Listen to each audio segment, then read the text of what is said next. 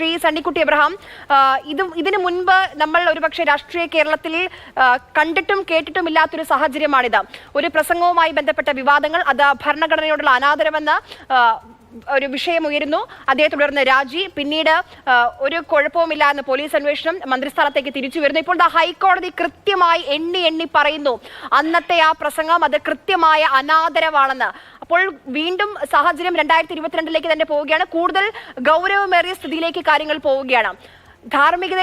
ധാർമ്മികത പറഞ്ഞ് ഇനി രാജിയില്ല എന്ന് മന്ത്രി സജി ചെറിയാൻ പറയുന്നുണ്ട്. പക്ഷെ ഇടതുപക്ഷത്തിന് അതേ നിലപാട് സ്വീകരിക്കാൻ കഴിയുമോ? രാജിയില്ല എന്ന് പറയാൻ കഴിയുമോ?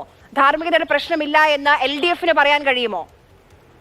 വാസ്തവത്തിൽ നേരത്തെ കോടതിയുടെയോ മറ്റോ ഇടപെടൽ കൂടാതെയാണ് ഈ രാജി ഉണ്ടായതെന്നാണ് എന്റെ ഓർമ്മ. അതെ, കോടതിയൊന്നും ഇടപെട്ടില്ല. അത് ധാർമ്മികമായ വശം ചിന്തിച്ചുകൊണ്ട് തന്നെ ഇടതുപക്ഷ മുന്നണി അല്ലെങ്കിൽ മുഖ്യമന്ത്രി ആവശ്യപ്പെട്ടതിന്റെ അടിസ്ഥാനത്തിൽ സജി ചെറിയാൻ രാജിവെക്കുകയാണ് ചെയ്തത്.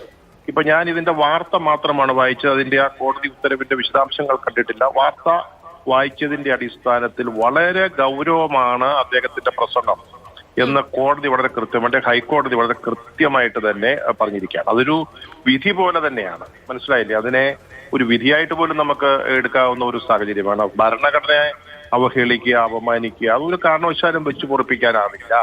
നേരത്തെ കോട്ടലക്ഷ്യ കേസുകളൊക്കെ ഉണ്ടായിട്ടുണ്ട് പലർക്കും എതിരായിട്ട്. അതുപോലല്ല ഇത് നമ്മുടെ ഭരണഘടനയിലാണല്ലോ ഈ ഇന്ത്യ മഹാരാജ്യം എന്ന് പറയുന്ന അടിത്തറയിട്ടിരിക്കുന്നത് ഭരണഘടനയാണല്ലോ. അതിനെ അവഹേളിക്കുക, അവമാനിക്കുക എന്ന ഒരു കേസില് ആ മന്ത്രിക്കെതിരായിട്ട് വളരെ കൃത്യമായിട്ടുള്ള നിരീക്ഷണങ്ങൾ വന്നിരിക്കുക. അപ്പം അതിനകത്ത് ചെയ്യേണ്ടത് ഇന്ന് തന്നെ അങ്ങ് രാജിവെക്കുക എന്നുള്ളതാണ്.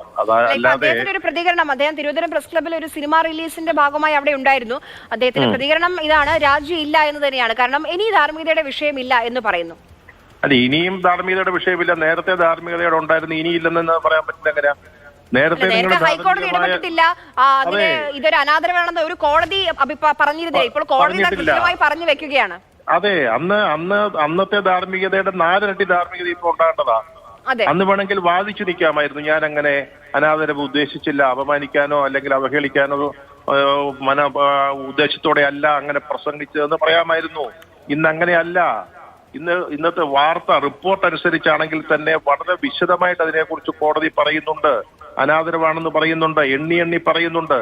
അപ്പൊ പിന്നെ എങ്ങനെയാ ധാർമ്മികത ഇല്ലാതിരിക്കുന്നത്? അന്നും ഇദ്ദേഹം നേരത്തെ സമ്മതിച്ചിരുന്നില്ലല്ലോ. വിമർശിക്കാൻ ശ്രമിച്ചതെന്നായിരുന്നു പറഞ്ഞു. അതെ, ആദ്യ ദിവസങ്ങളിൽ അദ്ദേഹം സ്വയം ന്യായീകരിക്കാനാണല്ലോ ശ്രമിച്ചത്. എന്നിട്ടൊടുവിൽ രാജിവെക്കേണ്ടി വന്നല്ലോ. അതെന്തുകൊണ്ടാണ്? അത് ധാർമ്മികത കണക്കിലെടുത്തുകൊണ്ടാണല്ലോ. ഞാൻ പറഞ്ഞത് അന്ന് ധാർമ്മികത കണക്കിലെടുത്ത് ഈ കാര്യം ചെയ്യാമെങ്കിൽ ഇന്ന് അതിന്റെ 4 ഇരട്ടി അല്ലെ 40 ഇരട്ടി ഉണ്ട്. എന്താ സംശയം? അത് അദ്ദേഹം തന്നെ ആരും പറയാതെ ഒരു തീരുമാനം എടുക്കുകയാണ് വേണ്ടത്. അദ്ദേഹം ചെയ്യുന്നില്ലെങ്കിൽ ഇടതുമുന്നണി ഇടപെടണം, സർക്കാർ ഇടപെടണം, മുഖ്യമന്ത്രി ഇടപെടണം. അത്ര തന്നെ. ശരി, വളരെയധികം നന്ദി ശ്രീ സണ്ണിക്കുട്ടി എബ്രഹാം സംസാരിച്ചതിന്.